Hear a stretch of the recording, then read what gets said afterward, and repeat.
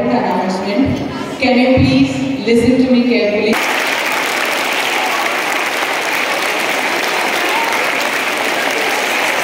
Can you sit down?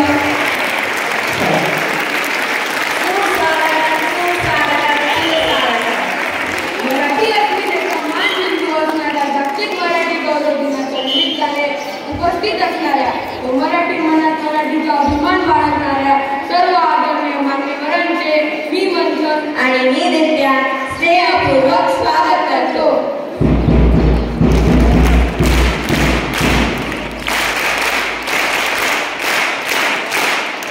माझ्या मराठी मातीचा लावा जळताच टिळा, तिच्या संघाने जागल्या दऱ्याखोऱ्यातील शिळा. मराठी ही केवळ भाषा नसून ममतेचे वात्सल्याचे बोल आहे. जसे आईचे बोल हे तिच्या लेकरासाठी हळूवार प्रेमळ असतात आणि प्रसंगी हे एक कठोरही असते, तशीच आपली मराठी भाषा. फूल फुलत आहे, कवी उमलत आहे.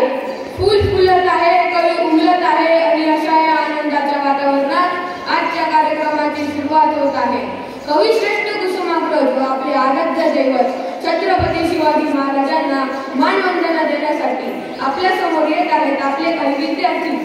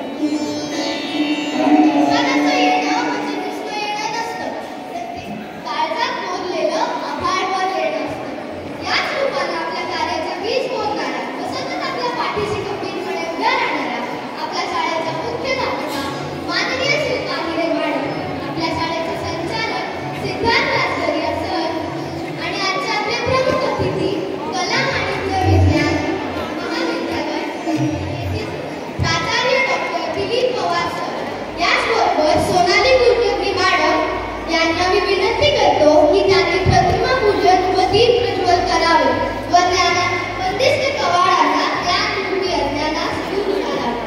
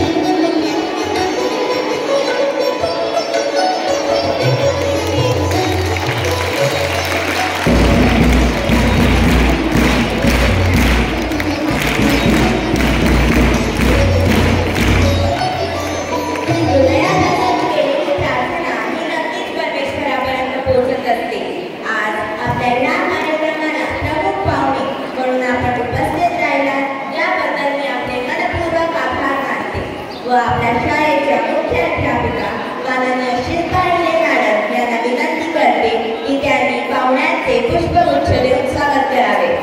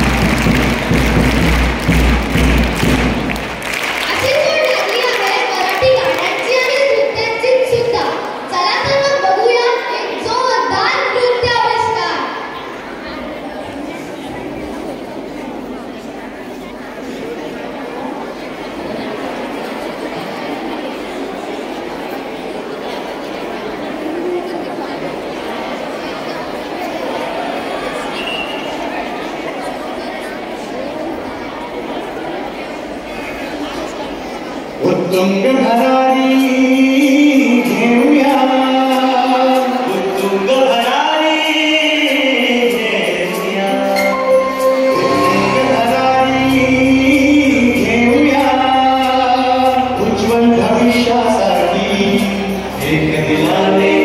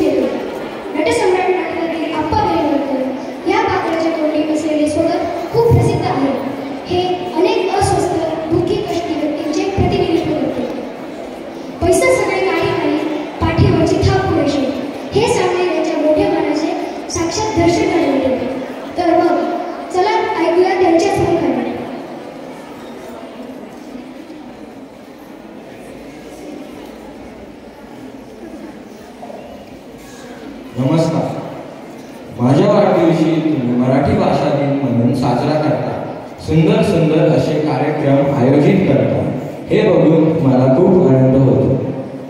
माझ्या जन्मदिनाची ही मला मिळालेली सर्वात सुंदर भेट आहे असे मी मानतो. त्यासाठी धन्यवाद. नाशिक माझी जन्मभूमी, तशीच कर्मभूमी. माझे काका वामन शिरवाडकर यांनी मला दत्तक घेतले आणि नाव विष्णू ठेवले. माझे खरे नाव गजानन आहे बरं का. माझी बहीण कुसुम, तिचा भाऊ हे टोपण नाव कुसुमाग्रज आहे. आजच्या मराठी राज्यभाषा दिनाच्या निमित्ताने मी तुम्हाला एक कळकळीचे आवाहन विनंती करू इच्छितो. मराठी आपली मायभूमी आहे. मराठी भाषेने सर्व भाषेतील विविध शब्दांना आपलेसे करून मराठीत स्थान दिले आहे. इंग्रजांच्या गुलामगिरीतून जरी आपण मुक्त झालो तरी भाषिक गुलामगिरी मात्र सुटली नाही. रोजच्या वापरात ज्या ठिकाणी इंग्रजी भाषेचा वापर गरजेचा आहे तिथे जरूर करा, पण इतर केवळ शुद्ध मराठी शब्द वापरा, जसे की सॉरी, क्षमा करा, थँक्यू, धन्यवाद, आय एम गुड, मी छान आहे, असेच अनेक काही शब्द. मराठी भाषेतील सुंदर शब्द, त्यांची गोडी, गमती जमती अनुभवा आणि आपल्या मित्रांना पण सांगा. लाभले आकाश भाग्य बोलतो मराठी, झालोच खरे धन्य ऐकतो मराठी, धर्म पंथ जात एक जाणतो मराठी, एवढा मानतो मराठी. धन्यवाद.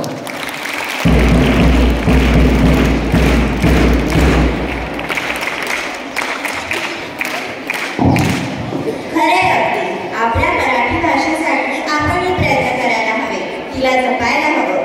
कारण आपली भाषा आपल्या संस्कृतीचे प्रतीक असते आणि ती आपल्याला इतिहासही सांगते. इतिहास म्हटलं की आपल्याला कोण आठवते ते सांगायची गरज नाही. छत्रपती शिवाजी महाराज हे नाव जरी उच्चारलं तरी गोड अभिमानाने भरून येतो. अशा या महान राजांच्या आठवणींना उजाळा देण्यासाठी एक लघु नाटक आपल्यापुढे सादर करीत आहोत. जोरदार टाळ्याने त्यांचे स्वागत करूया.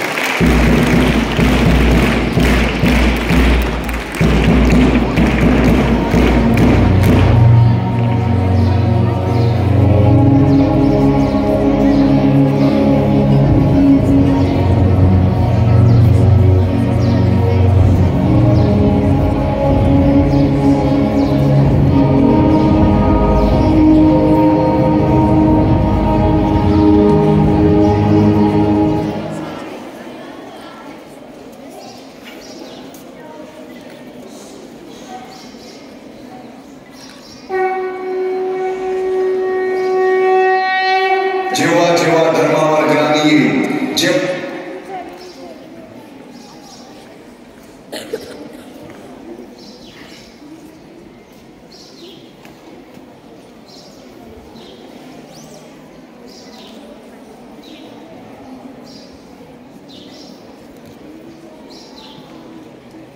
महाराज, आपणास अतिश्रमामुळे पित्त प्रकृती वाढीस लागली आहे, तर आपण हा काळा पिऊन थोडी विश्रांती घ्यावी असे आमचे नम्र सांगणे आहे. खरं आहे शिल्पा, अजून किती वेळ जागणार? पुरेशी विश्रांती घ्या आणि मग हवे तर मोहिमेची तयारी करावी हे सांगत आहे. फक्त आपणच समजावे राजा, तुमची ध्येय निष्ठा आम्हाच ठाऊक आहे, पण तब्येत देखील महत्वाची आहे. तेव्हा हा बेत उल्हास नाही करावा असे आम्हास वाटते. होय मातोश्री, आपण जे बोलत आहात ते बरोबर आहे. राजे, वादळ वारा सुटला आता. एवढ्या रात्री तुफानी पावसाची शक्यता सुद्धा नाकारता येत नाही. वाट सापडायची नाही लवकर. दिवसा सुद्धा रातकिड्यांचा वावर, जाऊनीच्या जंगलचा काय भरवसा. हिंस्र जनावरं फिरतात तिथं मोकाट आणि अमानवीय शक्तीचा पण वास आहे म्हणे तिथे. राजे, आपणास धोका आहे, तर आम्हास असे वाटते हा बेत लवकर रद्द केला तर योग्य. इकडून लढाबाज जाणे ठरले तर आम्हास माहेरी कळवावे. आईसाहेब, आपण जाणता खंबीरराव म्हणजे आमचे मोठे बंधू, यांच्या घरी आम्हास निमंत्रण आहे. मात्र आपल्या तब्येतीची आम्हास काळजी वाटते, तेव्हा आम्ही जाणे रहित करावे हेच इष्ट. होय राणी सरकार, आम्ही जाणतो परंतु काळजी नसावी, आमची प्रकृती उत्तम राहील. आताच वैद्यांनी आम्हाला काढा दिला आहे. आपण माहेरी जाऊ शकता. आणि पंत, ज्यांचा जन्मच मुंबईतल्या मातीत झाला, इथल्या हवेचे प्रत्येक कण आमच्या श्वासात मिसळून गेले, इथले जंगलचे प्राणी आमचे दोस्त बनले. काजवे आहेत ती वाट दाखवायला, आणि अमानवीय शक्तीचा वावर आहे म्हणूनच तेथे परकीय हमले होत नाहीत. तुफान आले काय आणि गेले काय, उन्मळून पडणाऱ्या झाडांची भीती असेल, पण आमच्या हृदयात तुफान आणि डोळ्यात स्वराच्या पूर्तीची वीज जमत असताना आम्हाला कसली भीती. आणि मातोश्रींची इच्छा तर त्यांच्या वाटचाल्याचं प्रतीक आहे. त्यांचा आशीर्वाद आहे की आपल्या पाठीशी. झाल्यात पावसाच्या साक्षीने तर मनातल्या शंका कुशंका पावसाच्या पाण्यात धुवून टाकून पुढे जी परिस्थिती आहे त्याला स्वीकारायला हवं.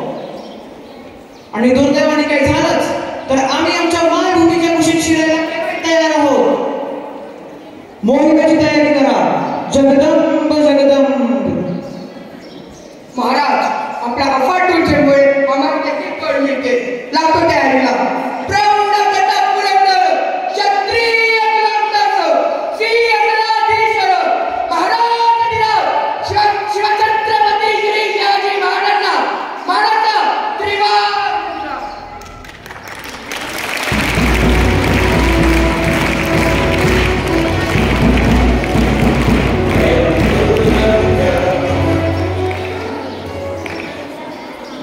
वा, बोला छत्रपती शिवाजी महाराज की.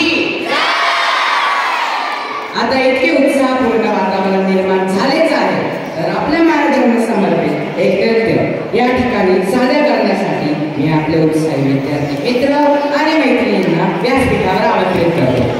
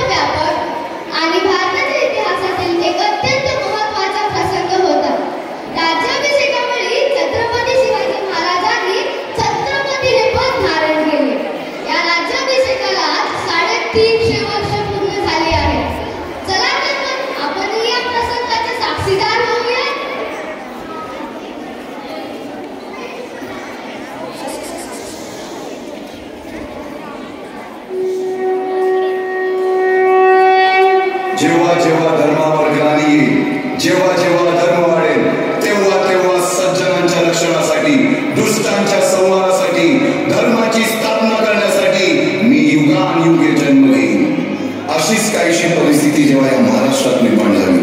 350 वर्ष हा महाराष्ट्र अंधार आणि हाच अंधकार दूर करण्यासाठी एका युगपुरुषाने जन्म घेतला. याच युगपुरुषाच्या पराक्रमाची, सामर्थ्याची आणि स्वराज्य स्थापनेची लहानशी गाथा आपल्या समोर सादर करीत आहे.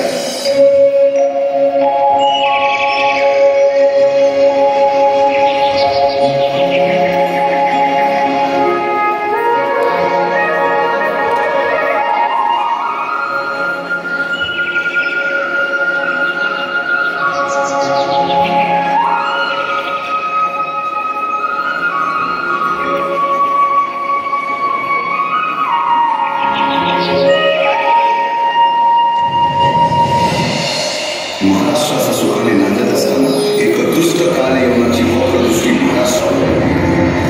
महाराष्ट्र परकीय स्वरांच्या टाचेखाली वरडला जातो.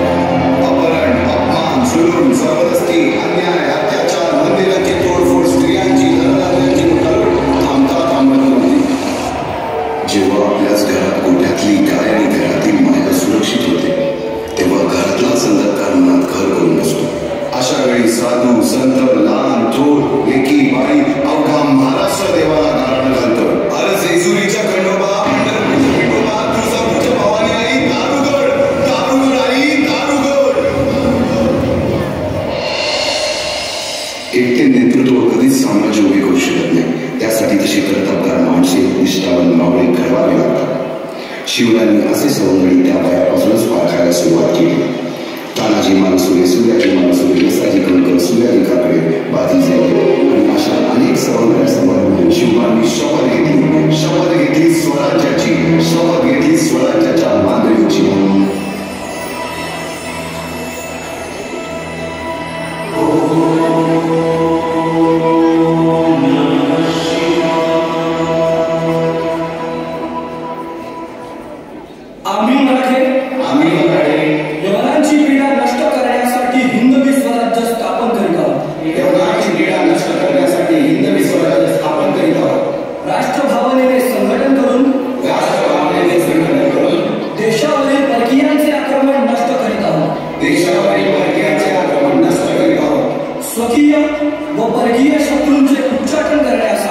स्वकीय व परकीय शत्रूंचे उच्चाटन करण्यासाठी स्वराज्य स्थापन करीत आहोत. यात तू आम्हास यश द्यावे. हे राज्य व्हावे ही तर श्रींची इच्छा. रायरेश्वरासमोर शपथ घेतली आणि स्वराज्याची गोडदोड सुरू झाली. तोरणा किल्ला घेऊन स्वराज्याचे तोरण बांधले. पुढे मुरुंब देवाचा डोंगर, कुवारी गड, सुभान मंगल, कोंढाणा, शिरवळचा किल्ला, पुरंदर आणि 12 मावळ स्वतंत्र झाला. पुढे राजांनी पराक्रमाने सावळी देखील घेतली. परंतु त्यानंतर स्वराज्यावर ओढवले भले मोठे संकट. ते संकट म्हणजे अफजल खान. म्हणजे आधी शहाची आई बरका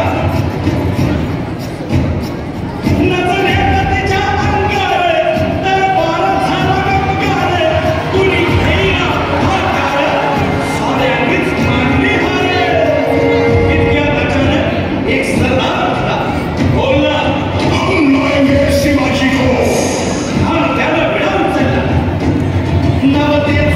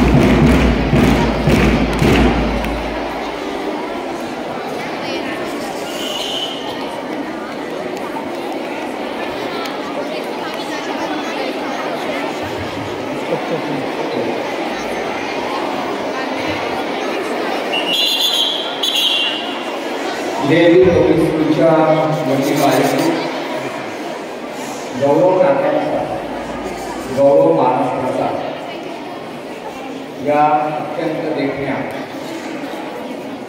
लाजवाब मनाचं आणि नजरेचं पारणं फेडणाऱ्या अशा स्तुत्य उपक्रमासाठी खास करून उपस्थित असलेल्या माननीय डॉक्टर सोनाली गायकवाड, डॉक्टर तन्मय गायकवाड, या स्कूलच्या मुख्याध्यापिका माननीय शिल्पा आहेरे मॅडम, त्यांनी मला इथून पाचारण केलं, त्या पूनम पाटील मॅडम, सर्वच तुमचे शिक्षकवृंद, पालक आणि आज खास करून या ठिकाणी भाषा दिनाचं औचित्य साधून उपस्थित असलेले सगळे बाल सारस्वत आणि शिवरायांची अस्मिता जागवण्यासाठी खास उपस्थित असलेले तुम्ही सर्व छोटे मावळे, या ठिकाणी सर्वप्रथम मला बोलवल्याबद्दल मी या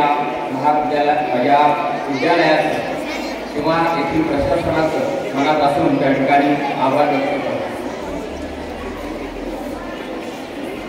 माझ्या मराठी भाषेचा लावा ललाटाचा शिळा, तिच्या संघाने जागल्या दर्या खोऱ्यातील शिळा, कुसुमाग्रजांच्या प्रत्येक कोळीमध्ये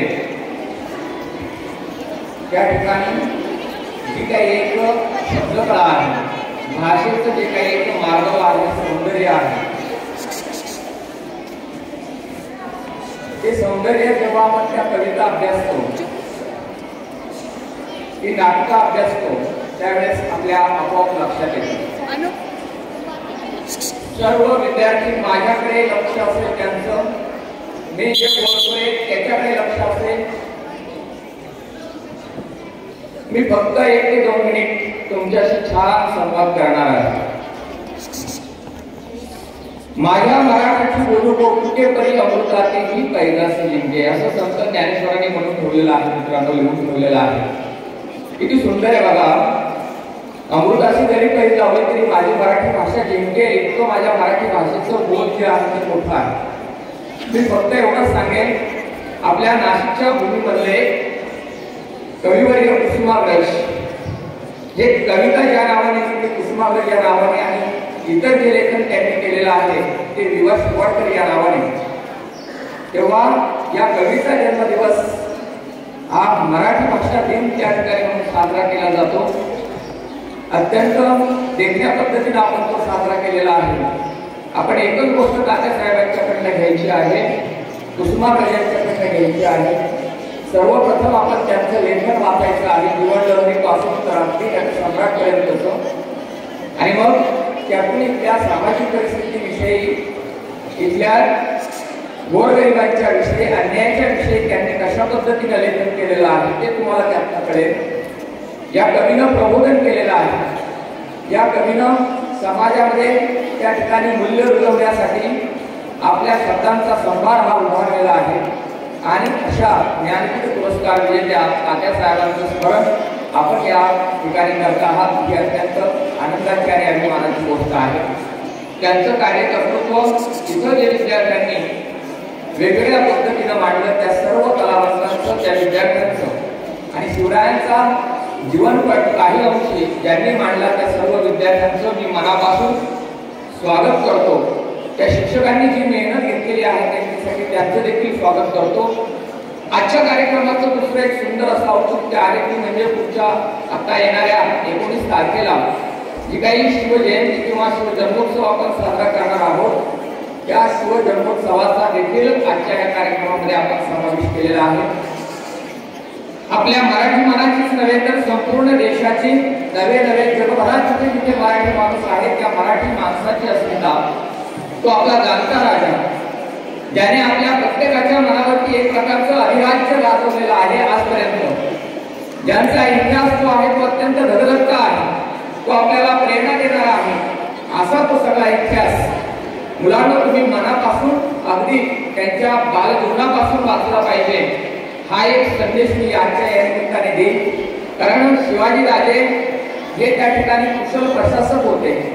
शिवाजी राजे हे त्या ठिकाणी मातृपितृ भक्त होते. शिवाजी राजे हे स्त्रियांचा कैवार घेणारे होते. शिवाजी राजे हे महान असे पराक्रमी राजे होते.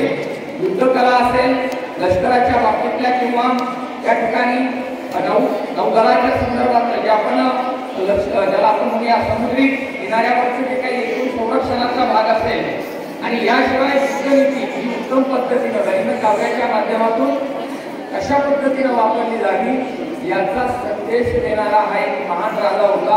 एक आदर्शाचा तो त्या ठिकाणी उत्तम असा वस्तुपाठ होता. एक छोटी भक्त राजाची गोष्ट आज सांगणं मला गरजेचं वाटतं. मी फक्त तुम्हाला सांगेन, शिवाजी राजांनी त्या काळामध्ये ध्वनी आणि प्रकाशाचा उत्तम वापर केलेला होता.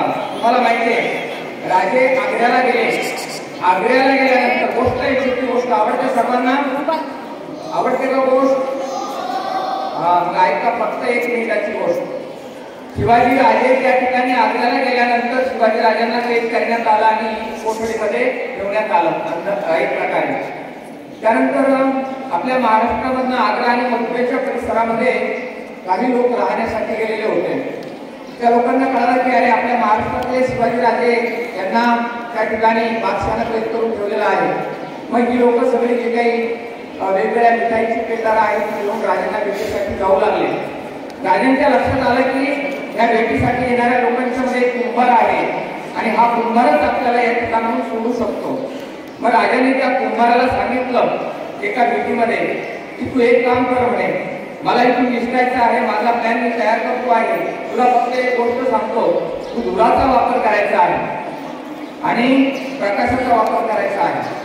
त्यांनी सांगितलं की तुझ्या गावाजवळ तू निर्जन अशा ठिकाणी एक विटांची भट्टी उभी कर. त्या विटांच्या भट्टीमध्ये त्या ठिकाणी 2 प्रकारच्या पद्धतीचा वापर तुला करायचा आहे. एक म्हणजे त्या ठिकाणी तू अशा निर्जन ठिकाणी ती विटांची भट्टी उभी कर की मी ती निसटल्यानंतर मला ती दिसली पाहिजे. रात्रीची वेळ असेल तर ती भट्टी पेटलेली पाहिजे, त्या ठिकाणी तो जाळ दिसला पाहिजे आणि दिवसाची वेळ असेल तर धूर निघाला पाहिजे. अशा पद्धतीची व्यवस्था कर. मित्रांनो, राजे जेव्हा निसटले तेव्हा त्या पद्धतीने त्या कुंभाराने व्यवस्था केली होती. आणि जेव्हा कारण वेळ कोणती येऊ शकते, रात्री पण निसटू शकत होते, दिवसा पण निसटू शकत होते. आणि राजे निसटल्यानंतर त्यांनी पाहिलं त्या ठिकाणी त्या भट्टीचा दूध त्यांना दिसला. ते इच्छित गेले. इथून कुंभाराने स्वतःच्या घरी त्यांना नेलं. इथून संभाजीला एका ब्राह्मणाच्या जाग्यात दिलं. राजे त्या ठिकाणी बंगालच्या भागामध्ये गेले. इथून सरळ त्या ठिकाणी आपल्या रायगडावरती आलेले आहे.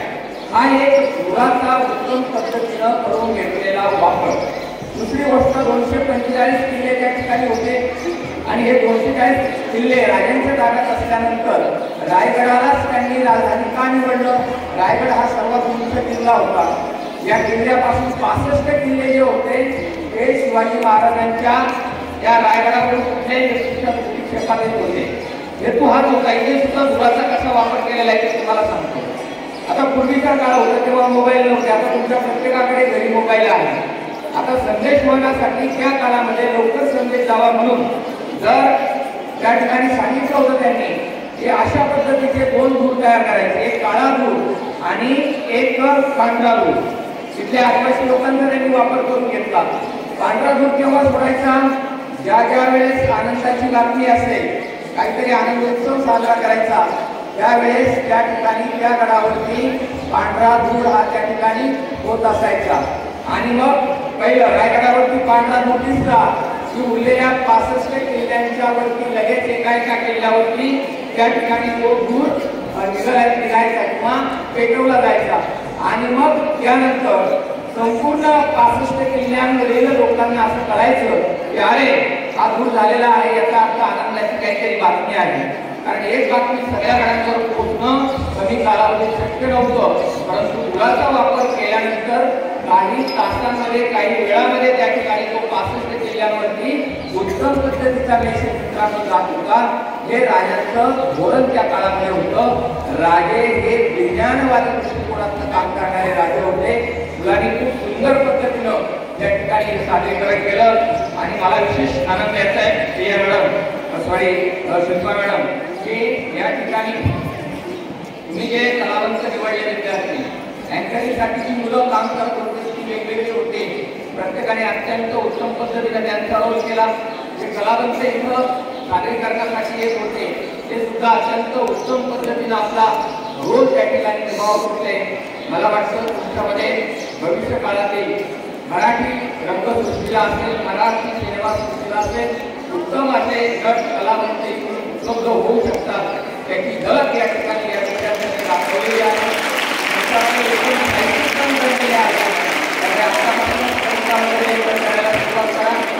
अभिनयाचे अंग आहे ते तुम्ही या ठिकाणी जतन करा हेच मी या ठिकाणी शुभेच्छा देईन. तुमच्या प्रत्येकामध्ये काय गुण घडलेला आहे, गायन म्हणजे चांगला गुण ओळखा, शोधा, तुमच्या शिक्षकांकडून तो शोधून घ्या आणि त्या गुणाला तुम्ही स्कोप द्या, त्या गुणाला तुम्ही वाव द्या. हे खात्रीने सांगतो. तुमची प्रत्येकाची स्वतःची एक वेगळी आयडेंटिटी असते. आज तुमच्या मॅडमने मला इथे बोलवलं, उद्या तुमच्या मॅडम पुन्हा भविष्यामध्ये दुसऱ्या कोणी जे असतील तुमच्या मॅडम त्या तुम्हाला इथे पाहुणा म्हणून नक्कीच बोलवतील एवढंच मी या निमित्ताने म्हणेन आणि सांगेन. धन्यवाद.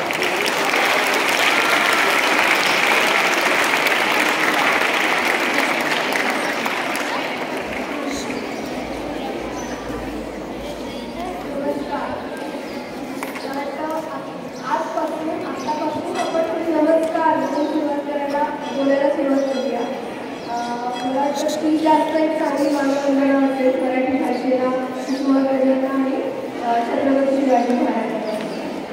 तर मी डॉक्टर सोनाली कुलकर्णी गायकवाड.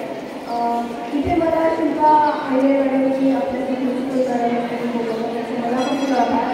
व सगळ्या छान आणि उत्साही मंडळीकडे बघून असं वाटतं की आपण काय बोलणार आहे पुढे. मी जे बोलायचं होतं ते सगळं तुमच्या विद्यार्थी आणि आविष्कारातून दाखवण्यात दिलेलं आहे. खूप अभिमान वाटतोय की मराठी असल्याचं असतो आणि इथे आज मला इन्व्हाइट केलं, मला इथे बोलवलं. इतके शक्य आहे की मराठी शब्द वापरण्याचे प्रयत्न करते. मलाही वेळ लागेल. एक गंमत तुम्हाला सांगायची आहे. तुम्ही सगळे लहान आहात पण मला असं वाटतं की ही गंमत तुम्हाला किती कनेक्ट होईल, लक्षात येईल मी काय म्हणते. मी आज सकाळी हे जे नऊवारी साडी आणि सगळं घालून जेव्हा बाहेर पडले घराच्या, तर असं लोकांच्या नजरेत ना सुरुवातीला आश्चर्य होतं. पहिली आपली रिएक्शन आश्चर्य होतं आणि त्याच्या मागे एक छोटीशी स्माईल म्हणजे हास्य ते होतं. मला जाणवतं की काहीतरी वेगळं वाटतं लोकांना माझ्याकडे बघून. म्हणजे नऊवारी साडी वगैरे असेल कदाचित दागिने किंवा म्हणून असेल, पण जी स्माईल होती ना, जिथे हास्य होतं ना, ते खूप कौतुकास्पद होतं.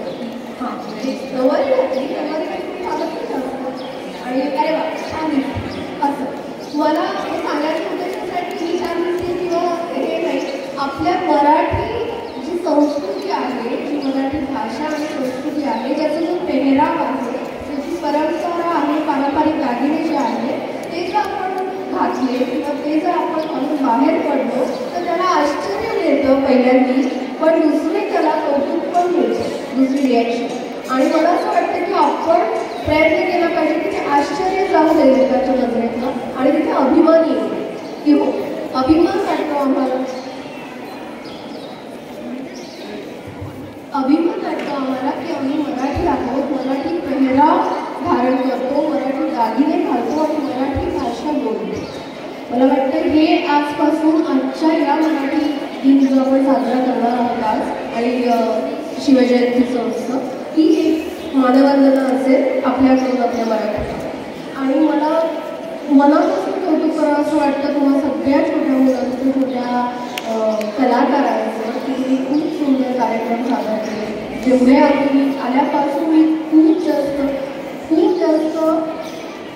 एन्जॉय करते. एन्जॉय शब्द इथे नको आहे आता, मला मराठी हवा आहे, पण मला खूप आनंद होतो या गोष्टीचा एक भाग होण्याचा.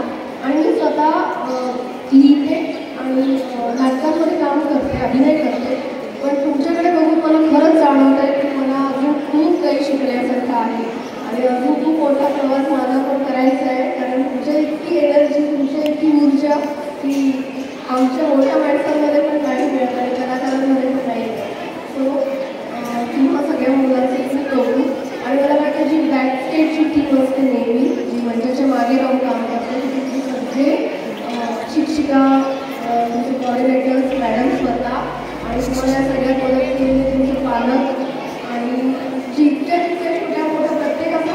आणि या कार्यक्रमामध्ये सगळ्यांचे खूप छान, खूप अभिमान वाटतोय की तुम्ही इतकं सुंदर सादरीकरण करता आहात मराठीमध्ये आणि मला अभिमान वाटतो. आणि खरंच या सगळ्या गोष्टीचा एक साक्षीदार होण्याचं भाग्य मिळालं. मला इथे बोलवल्याबद्दल खरंच मॅडमचे खूप मनापासून आभार.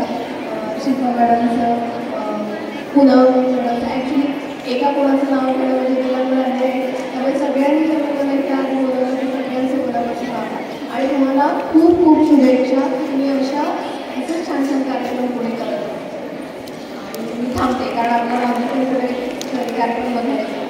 धन्यवाद.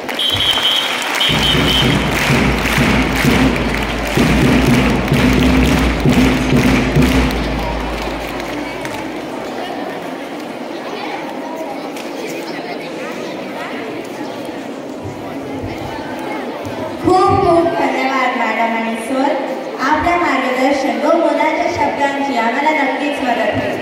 आम्ही आपल्या येण्याने भारावून गेलो.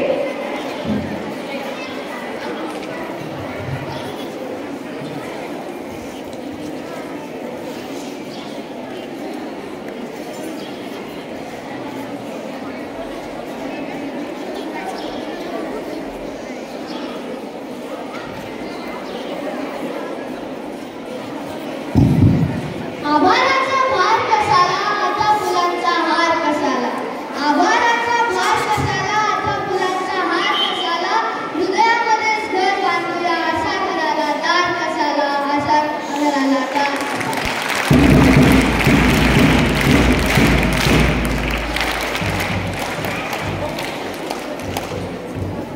असे असले तरी आजच्या आपल्या कार्यक्रमासाठी आपले बहुमोल वेळ देणारे आजचे आपले प्रमुख पाहुणे डॉक्टर दिलीप पवार सर, आपल्या शिक्षक श्री संजापी, आदरणीय श्री सिद्धांत राजगुरिया सर, प्रधानाचार्य शिल्पा आयरे मॅडम, शिक्षक वृंद, पालक वर्ग, विद्यार्थी मित्र, तंत्रस्नेही तसेच व्यासपीठ व्यवस्था बघणारे कर्मचारी, अधिकारी व उपस्थित सर्व रसिक यांचे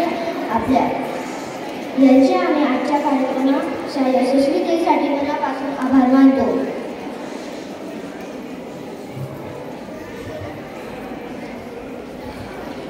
आपल्या हिंदू संस्कृतीमध्ये आपले आराध्य दैवत ज्यांनी ज्ञानेश्वरी सारखा ग्रंथ लिहून अत्यंत सोप्या भाषेत आयुष्याचे गणित मांडले व आपले मानव जीवन सार्थकी लावले त्या संत ज्ञानेश्वरांच्या पसायदानाने आपण हा माय मराठीचा कार्यक्रम पूर्णत्वास नेऊ. माय माऊली मराठीला संत ज्ञानेश्वर माऊलींचा आशीर्वाद आहेच. पसायदानाने आपण आजच्या कार्यक्रमाची सांगता करूया व नव्या मराठीच्या गर्वाची आशा करूया. Now, let us set the tone of the day. So the tone of the day is respect your culture, respect your language.